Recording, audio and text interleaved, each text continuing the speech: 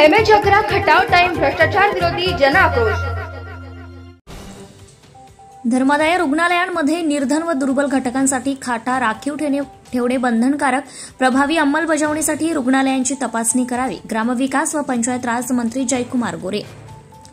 धर्मादाय रुग्णालयांमध्ये त्यांच्या एकूण कार्यान्वित खाटांपैकी 10% निर्धन रुग्णांवर मोफत उपचार करण्यासाठी व 10% खाटा दुर्बल घटकांतील रुग्णांवर सवलतीच्या दराने उपचार करण्यासाठी राखून ठेवणे बंधनकारक आहे।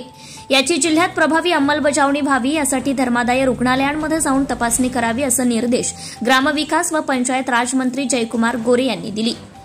धर्मादाय रुग्णालय जिल्हास्तरीय समिती त्रैमासिक बैठक मंत्री श्री गोरे यांच्या प्रमुख उपस्थितीत जिल्हाधिकारी कार्यालयातील परिषद सभागृहात संपन्न झाली।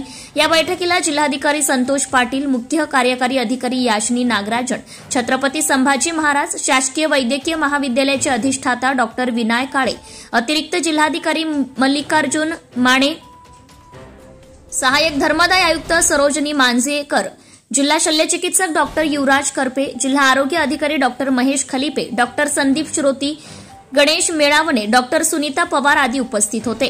निर्धन व दुर्बल संवर्गातील रुग्णांवर आवश्यक व दर्जेदार उपचार होण्यासाठी ही योजना अत्यंत महत्त्वपूर्ण आहे असं सांगून मंत्री श्री गोरे म्हणाले, धर्मादाय अंतर्गत नोंदी असलेल्या रुग्णालयांना शासन अनेक सवलती देते, त्यामुळे रुग्णांसाठी सदर निशांतर्गत आरक्षित खाटा त्यांना पारदर्शकपणे उपलब्ध करून देण्याच्या योजनेची प्रभावी अंमलबजावणी आवश्यक आहे। तसेच शासनास अपेक्षित असलेल्या निर्धन व दुर्बल घटकातील रुग्णांना लाभ होईल, त्यामुळे जिल्ह्यातील एकही रुग्ण सवलतींच्या खाटांपासून वंचित राहणार नाही याची दक्षता घ्यावी असे निर्देशही त्यांनी दिले। सातारा जिल्ह्यात धर्मादाय अंतर्गत 16 रुग्णालये कार्यरत आहेत। नोव्हेंबर 2024 पासून आतापर्यंत 1721 रुग्णांना लाभ देण्यात आलाय।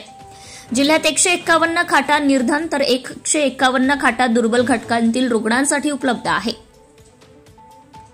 धर्मादाय रुग्णालयातील आरक्षित खाटा नियमानुसार निर्धन व दुर्बल घटकातील रुग्णांना उपलब्ध करून देणे, धर्मादाय रुग्णालयांमध्ये निर्धन व दुर्बल घटकांतील रुग्णांसाठी आरक्षित असलेल्या रुग्ण खाटांची, आरक्षित रुग्ण खाटांपैकी उपलब्ध व रिक्त खाटांची, तसेच कोणत्या रुग्णालयात कोणत्या आजारावरील उपचाराची सुविधा उपलब्ध आहे याची माहिती नागरिकांपर्यंत पोहोचवावी, यामुळे गरजू रुग्णांना याचा लाभ घेता येईल व योजनेचा उद्देश पूर्ण होईल असंही मंत्री श्री गोरे यांनी बैठकीत सांगितले।